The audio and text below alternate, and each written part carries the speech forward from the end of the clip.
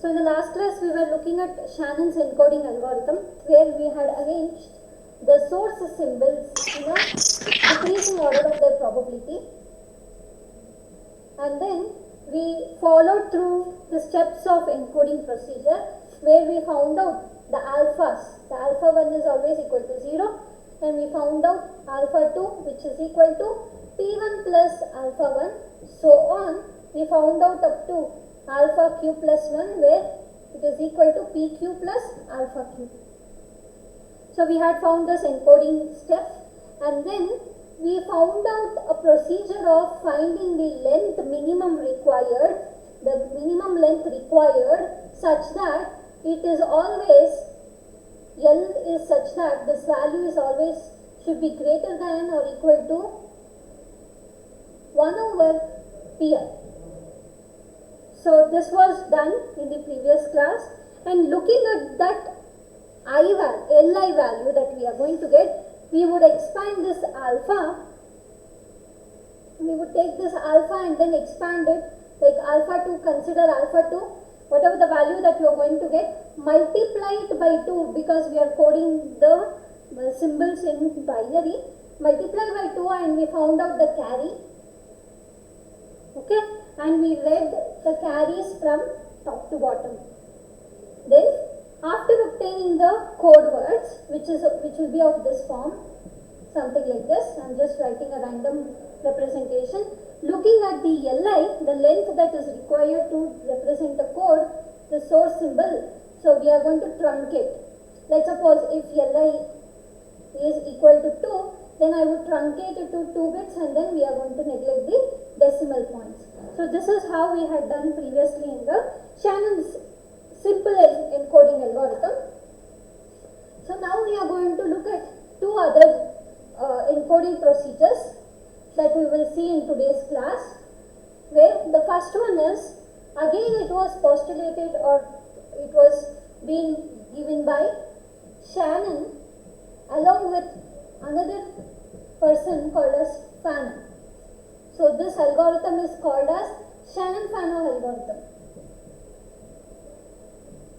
So in this encoding procedure, we also start off with the first step by arranging the symbols, the given symbols, in their decreasing order of their probability or non-increasing probability, and then we are going to do the encoding procedure. Now I will just show you how to do the encoding procedure. Then if you have any doubts, you can ask. So I have taken a source consisting of the source which is emitting 6 symbols. Let me write the symbols first. So the source symbols, yes, are given by x1, x2, x3. You can make a note of this example, because I'm just going to discuss 2 examples here, one from Shannon-Fano, the other one from another second encoding algorithm. Please make a note of this so that it will be helpful when I give you the assignment to do based on this. So these are the 6 elements that are given to me, and these have probabilities respectively. The probability, I'll write it in a different set, where it is given by 0.4, 0.2, 0.2, 0.1, 0.07, 0.03. These are the 6 corresponding probabilities for the symbols. Now what we do in the Shannon-Fano algorithm, we are first going to arrange all the available 6 symbols that are emitted out of the source in the decreasing order of their probability. Since the given set is already in the decreasing order, I did not have to do any arrangements. I am just going to write all the 6 symbols, and I am going to write their probabilities against each. Okay, so this is the first step that we need to follow to arrange all the given symbols in the decreasing order of their probability. Now what we do, since we are interested in coding the given symbols in their binary set, what we need to do is, we are going to do 2 groups for the given 6 symbols. Whatever might be the number of symbols that is given to us, we are going to group the symbols in such a way that when you add the probabilities the two sets or the two groups that you're going to divide. Each group, when you add the probabilities of the symbols present within the group, it should be almost equal. So what does that mean? Let us suppose I take a group consisting of x1 and x2. So the total probability will add up to 0.6. This group will add up to 0.6. Whereas the bottom group will add up to 2 plus 0.1 plus 0.1. It is around 0.4. Now these two probabilities are comparable. I can do like this, or I can even go with this. I'll leave 0.4. I'll add all others, which will add up to around 0.6. 0.2, 0.2 plus 0.1 is 0.5 plus 0.1 is 0.6. I can do grouping in either way. So first thing, I'll leave it to you to do it in the second way. I'll do the first method where I'm going to group 0.4 and 0.2, and I'm going to group these sets together. So now I have formed all the groups now. To the topmost group, I am going to assign 1, 1. To the bottom set, I am going to assign all zeros. Two groups, why we basically go with two groups is because I have only two code alphabets available with me. Now this is done. Now this is group 1 and group 2. Again we are going to follow the same procedure for each one of the groups to make the subgroup. So see here. So now I am considering group 1. Again I have 0.4 and 0.2. Ma'am? Yes. Ma'am, why only two group, ma'am? Because we are doing coding in terms of binary. 0 and 1 are the only two code alphabets I have. Let's suppose if I am using ternary coding, then I need to split it into 3 groups, where each group, when you add the probabilities, should be almost similar. Okay. Ternary encoding procedure also, it will be in the similar way. Why we are going with two groups is because I have only two alphabets with me, that is either a 0 or a 1. If I have ternary or quaternary codes, I can go with 3 groups or 4 groups accordingly. So depending on the value of R that I am choosing, I can make the grouping. So here, since my R value is just 2, I am going with grouping of 2. Now again, in group 1, I can subdivide them into 2 groups. One is 0.4, the other one is 0.2. Okay, so these are the two possible groups that I can make in the first group. So this I am going to assign with bit 1, and this one I am going to assign with bit 0. Now, in the bottom group, similarly, I am going to do the grouping. So see here, you can do grouping in multiple ways. You can group only 0.2 here, and you can group the entire 3 bits here, 0.1, 0.7, 0.07, 0.03. Again, this will be equal to 1, all these are zeros.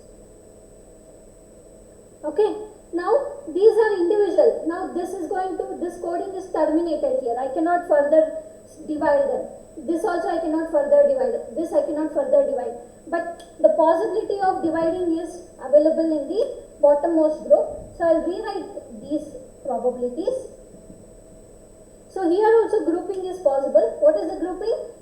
0.1 itself is one group, and 0.7 and 0.3 are the second group. Again code it as zeros, 1 in the topmost group and zeros in the bottommost. Then comes the leftover is 0.07 and 0.03. Again you can regroup them. Okay, and this one will be 1 and this one will be 0. Now what will be the code word for these source symbols? I am going to write it over here. So please observe here. The code word for x1 is 1, 1. Code word for x1 is 1, 1. Read it from left to right. What will be the code word for x2? Code word for x2? 1 0. 1 0. Similarly for x3? 0 0 1. 1. For x4? 0 0, 0, 0, 1. 0, 1. So it is 0, 0, 1. For x5, 0, 0, 0, 1. For x6, 0, 0, 0, 0. So this is how you can find out the code word. And here you can see that 0.4, which is having the greatest probability, has a lesser number of bits in the code word, whereas the 0.6, which is least probable, is having more number of bits, which is being appropriate, which goes along with the entropy of the system. So for this, what will be the length that you have found out? The length of the code word li in this case is, for x1 it is 2, for x2 also it is 2, x3 also it is 2, then x4 is 3, x5 is 4, and x6 is also 4. So for this you can find out what is the average length. Average length L is given by summation I running from 1 to q, pi into Li. You can find out the average code word length, and then you can also find the entropy of the system, where entropy is given by H is equal to summation I running from 1 to q, pi into log to base 2 of 1 over pi. This you can find out. So this unit will be minutes per symbol. This one would be bits per symbol or minutes per symbol. You can use anything.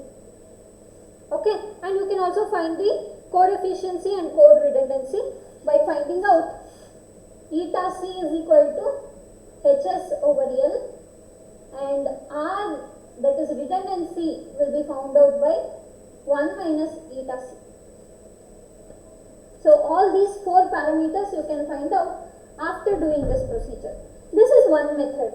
There is also another method that I can follow here. Let me erase this. Method means the grouping will change here. So you will get a different type of coding here. So I will show that also, that procedure also. 0.4, 0.2, 0.2, 0.1, 0.07, 0.03. Okay, so now I will do the grouping something like this. I will do 0.4 one group and rest all as the second group. This is 1 and rest all is 0. Okay, now I can split this. 0.4 is done, I cannot split anymore. Now I am going to rewrite the rest part. Now how can I group? You tell me, I will group accordingly. How can I group this? When you form the group, they should have the sum of probabilities should be almost equal. Like that you need to tell.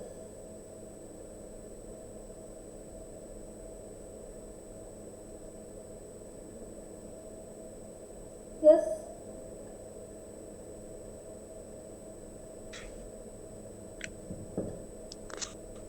First and remaining all. Ma'am, x2 is one group. Ma'am, one- x2, x5, x6.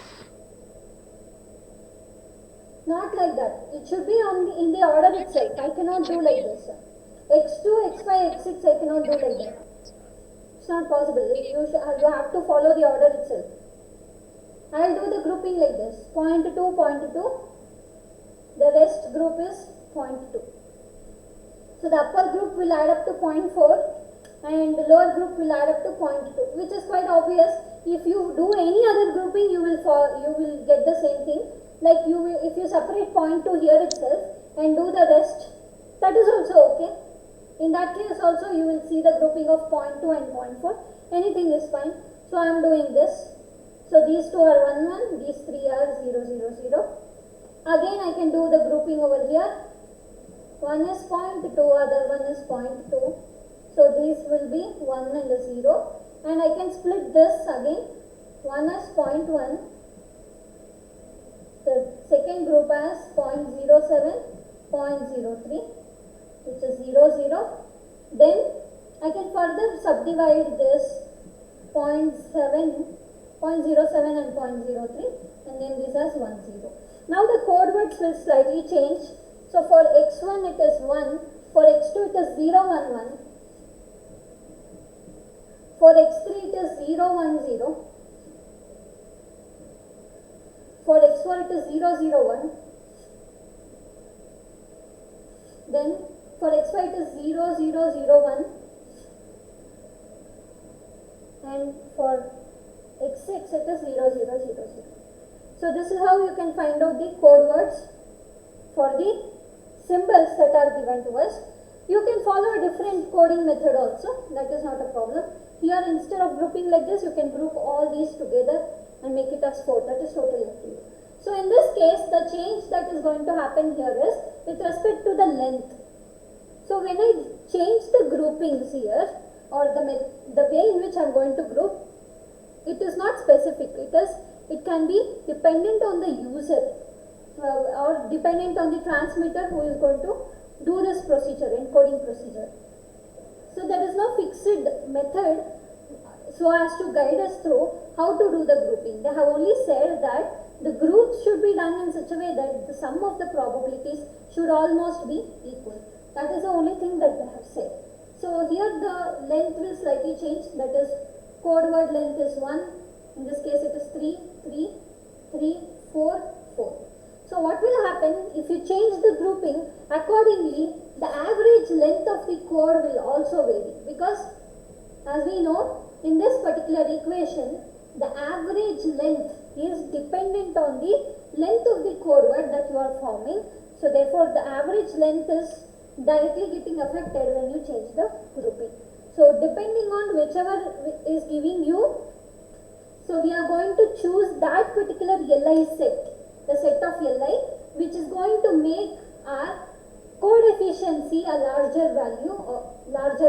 That means the average length of the code should always be lesser so that it increases the code efficiency. So we have to go with that type of grouping which helps us in reducing the average bits per symbol or average bits per symbol, so that it is going to increase the code redundancy. This is the only criteria that is that governs the deciding the coding procedure here, or the grouping procedure in Shannon family. Is this fine? Do you have any doubts? Here again you need to find eta NC or eta C, which is Hs by L, and you have to find R eta C, which is the redundancy, which is given by 1 minus eta C. So and we have to also find out the entropy. So this is one of the source encoding procedure. Yes, so if you have any doubts you can ask. No doubts?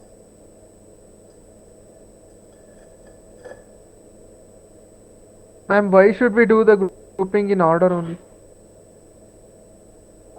Grouping is done in order because we have purposefully arranged the bits in their decreasing order of their probability. Why this is done is, it is important for us when we do the arrangement, we are ensuring that whatever the bits that are getting assigned to the least probable symbol, it is going to have longer length. Okay, so this is what is being said by even the information expression, right? What does the information says? The information conveyed by the event which is having the least probability of occurrence, it is given by I is equal to log of 1 over pi to base 2. So whatever the probability, the symbol with which it appears, if the probability is too less, the information is too high. If the information is too high, it requires longer length of code word. We cannot just simply represent with a single bit. So therefore, when we do this arrangement, when we do the arrangement such a way that all the symbols are arranged in the decreasing order of their probability, it ensures the least probable symbols are having the larger length, because they are consisting, most of the informations are hidden in this particular symbol, not in this. The information content in the x1 symbol is very less when compared with the symbol x6. The information in the symbol x6. So therefore, this has to go more precisely when compared to this. Even if during the transmission, even if you miss this bit 1, there is no problem. But if you miss 1 0 over here, then it's a big problem. Or we may have to give this code later on in the next stage of communication. What we will do, once we are done with this encoding procedure, in order to, if there is any error occurring in terms of transmission, we can overcome by doing some adding some redundant bits to the already encoded bits. That procedure we call it as channel encoding. That we will study in the chapter 5 of our this particular subject. Okay. So in the source coding, what we do is we will try to assign large number of bits wherever it is important, where the messages are conveying much information, and we are providing less importance to the symbols which are more obvious. Okay, so this is more obvious when compared to x6. So therefore, we are trying to give more number of bits to represent the x6. Only for this purpose, we will arrange all the symbols in a decreasing order of their probability. This should always be your first step. Do not miss this step, that is arrangement of the bits in their correct order, and the grouping should also happen in the same way. That is because of the reason, for the same reason. Okay, I cannot group like this intermediately, no. And if you do the extension of the same source, let's suppose if I am doing the extension of the same source where I am producing the symbols like x1, x1, x1, x2, x1, x3, in that case also you need to list out all possible symbols in the list and then write their probabilities in the right side column and then arrange them in the decreasing order of their probability, and then you need to start encoding. Okay, so even if it is an extended source, I can easily find out the code word for the extended source with this Shannon-Fano algorithm. But if you use the Shannon's algorithm that we had used earlier, there the procedure would have been too much because I need to find too many number of alphas. So how many ever symbols that you are going to generate, so many q plus 1 alphas I need to find out in order to obtain the code word. But this is quite simple when compared to Shannon's encoding algorithm.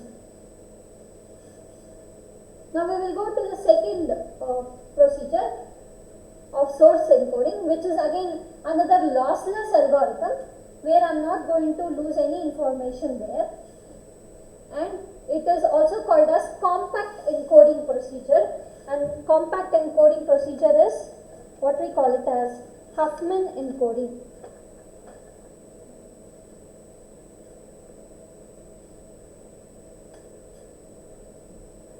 So this is the compact code that we are going to generate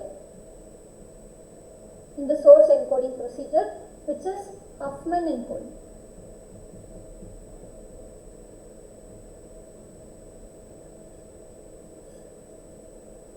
In specific, this is also called as Huffman minimum redundancy code. Huffman minimum redundancy code.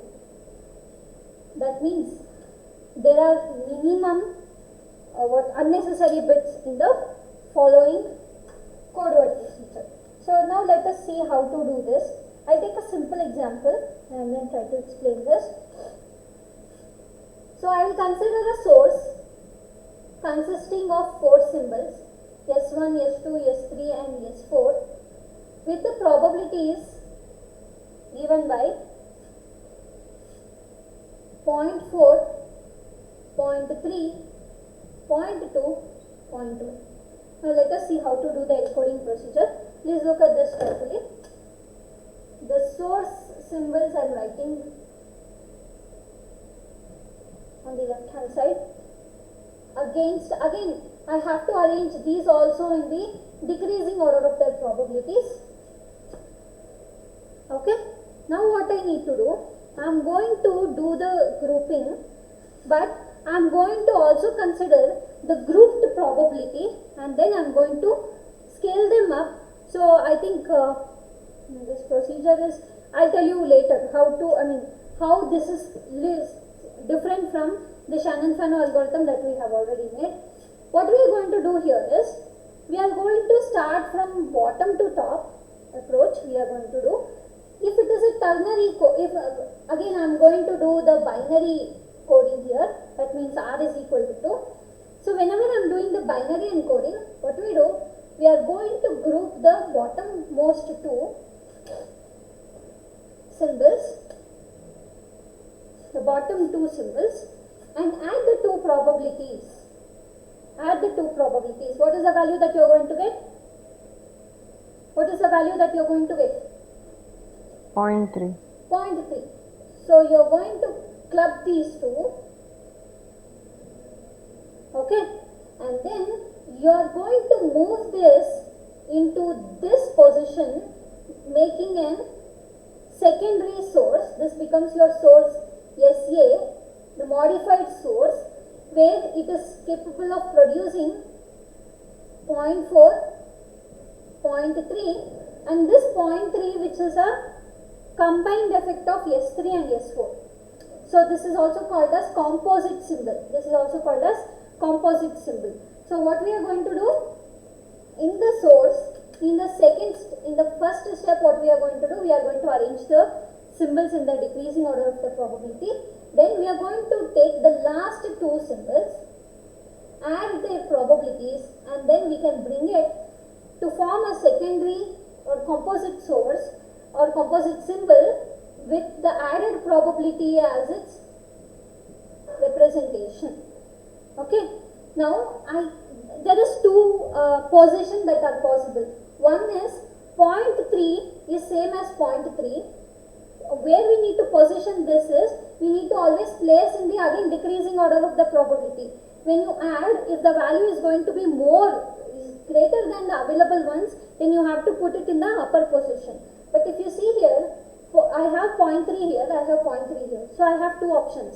One is, I can keep the summed up value, if it is same, I can keep it at the lower level, or I can bring it up.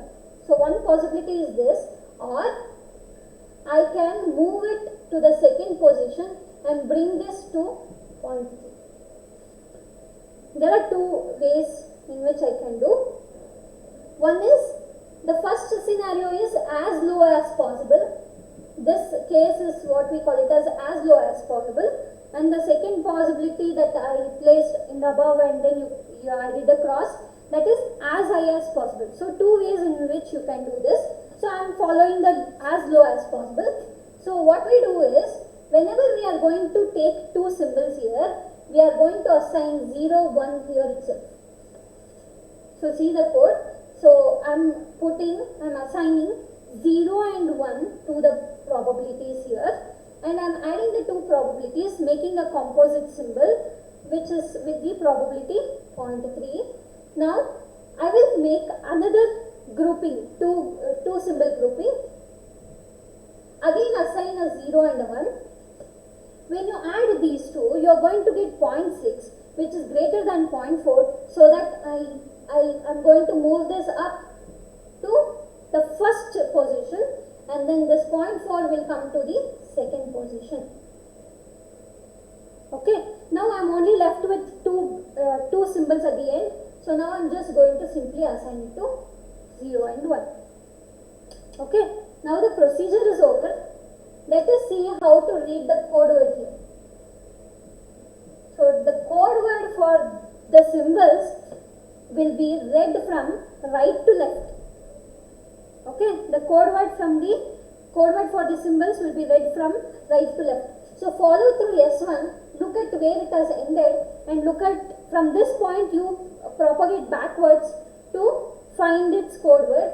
So you can see there is only one bit assignment that is made to S1. So the code word is 1. S2, consider S2, follow through this. I'll just simply mark an arrow mark here, just so that I know where it is going in the procedure. So S2 is going here. So there is 0 first, and it is getting added and it is 0 coming as 0 here. So read it from here to here, 0, 0. So S2 is 0, 0. S3, follow from the source. So first it has entered here, then it has got added. So it has ended up in a 1, then it has got into 0. So from here I need to see the path 0, 1, 0. 0, 1, 0. Then last one, it is S4. So try to propagate here 0, 1, 1. 0, 1, 1. So these are the code words that are assigned to the source symbols S1, S2, S3 and S4. So you can see this is the compact Huffman coding, which will have minimum redundancy. So when we do this procedure, we will see that none of the bits are getting added unnecessarily. So in the previous case, what happened, in case of Shannon-Fano algorithm, what we did was, there was ambiguity in grouping. I didn't know which two to group or how to group, whether that 0.4 and the separation, the probabilities of group 1 and group 2, if they are separated by a value of around 0.3, then what do I do? Like we saw the difference was around 0.2 in the previous case. So in that case, I will have an ambiguity whether to go with the first type of grouping or second type of grouping. But here you see that there is no ambiguity at all. You are always going to start off from the lowest level and you are just going to give the values to the bits, and then you are finding the composite sources. This is called as SA and this is called as SB, composite source SB, and we are going to do this stages. We are going to do or follow this procedure unless I find only 2 symbols at the end. So till there we are going to do this procedure. So I will take one more example here and then I will show you how this is done so that you will get a better understanding of Huffman coding. So this is a very simple case. I have only 4 source symbols. Now I will take a slightly larger number of symbols here. So I will take the previous example itself where there are 6 source symbols, x1, x2, x3, x4, excuse me for this, x4, x5, x6. The probabilities corresponding to this are 0.4, 0.2, 0.2, 0.1, 0.07, 0.03. So now I will do the grouping here. So since the binary grouping, we are following the binary grouping, I am going to take 2 bottom 2 first, assign a 0 and 1 immediately, add the 2 probabilities, it will add up to 0.1. You can go with as low as possible or as high as possible. For this case, I will do as high as possible. Okay. So I will move this to the position of x4. I will bring this x4 to the position below this composite symbol. Okay, then rest all will remain in the same position, 0.2, 0.2, 0.4. You can put an arrow mark like this so that you will know there is no change there. Then bottom 2 again, assign a 0 and 1 immediately. Then you can position this as high as possible. So when you add, you are again getting 0.2. There are other 2 symbols with the probability 0.2 and 0.2. So you can move this all the way up to the second position. So 0.4 will still remain there itself. Now this 0.2 will come over here and this 0.2 will be moved to the 4th position here. Okay. Now again last 2 you are going to combine 0 and 1. Then this will be a value equal to 0.4. You have to move it to the topmost with 0.4. This is the composite symbol. The previous 0.4 will come over here and previous 0.2 will be coming over here. Okay. Then last 2 again. So it will go and take the first position. Then this 0.4 will reach out to the second position. like this. Of course, here there is 0 and a 1, and lastly 0 and a 1. This completes the procedure of Huffman encoding. Now we just have to find out what are the code words. Now you please read the code words from right to left. You need to tell me. Track where this x1 is going and then you tell me what is the code word.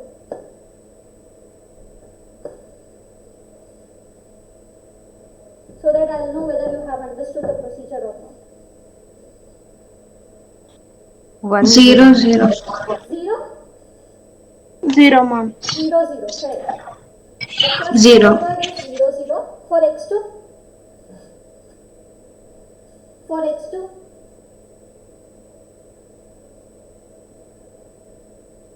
For x2? Look at where it has gone and only then you will be able to trace. So arrow mark is important over here. 0 0 Check. x2, I'm talking about x2. 1 0 1 It has 0 reached out to 0 and it has come to 1 here. So it is 1 0. Then x3. Follow it. So I'm following over here. Now it has ended up at 1 1. Then it has gone up. Then it is 1. So it is 1 1. x4 does first become equal to 1, then 1, then 0. So it is 0, 1, then a 1. Okay. So it is 0, 1, 1. Okay. Then x5, finding out x5, first it is 0, 0, 1, 0. So it is 0, 1, 0, 0. 0, 1, 0, 0. So this one will be 1, 0. Let me write it like this so that I can reverse it later. It is 1, 0, 1, pardon me, 1, 0, then 1 and a 0. So it is 0, 1, 0, 1. The code for x6 is 0, 1, 0, 1. And meanwhile, you need to observe one thing over here. Check this whether I have written properly. I mean, there should be 5 codes. I have followed, okay. I have followed as high as possible. You can go with as low as possible, then the code words will change. Okay. In these two methods, as low as possible and as high as possible, the code words will slightly change. So this you can try with as low as possible also. So you can observe one thing over here. We had done the coding procedure for the same symbols with the same probability with Shannon-Fano also, and also with the Huffman algorithm. You can find out what is the average length required in each case. Actually, this code words, I think it is same as your Shannon-Fano when we did the grouping as one. So this is one method. If you go with as low as possible, you will find another code words, another set of code words. Let us do it quickly so that you will get accustomed with the procedure. So what are the changes in this is, you can see here all the code words that we have generated so far, whether it is Shannon's algorithm or Shannon's Fano algorithm or Huffman algorithm, in all the three cases, all the three codes are instantaneous codes. So there are no code words which happen to be the first beginning part of the any other code word. So that is one biggest advantage of all the three source coding procedures. So now I am going to group the bottom two, 0 and 1. Now I am going with as low as possible, so I will keep it below itself.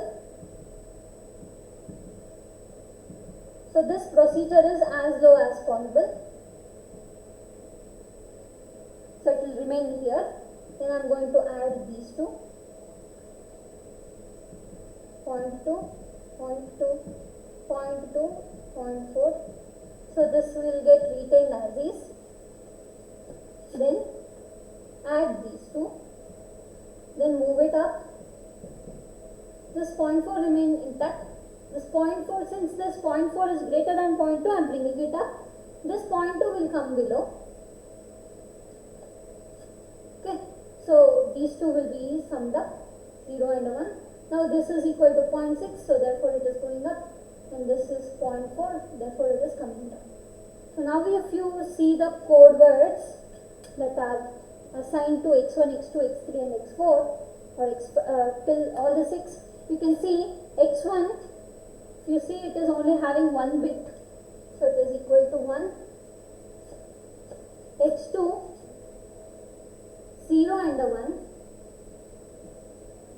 x3, follow this, x3 is coming up as 0, 0, 0. So x3 is 3 bits of 0. Find out what is x4, the code word for x4, 0, 1, 0, 0. So 0, 0, 1, 0. 0, 0, 1, 0. Then x5, if you check, you will see the 0, 1, then 1, again 0, 0. 0, 0, 1, 1, 0.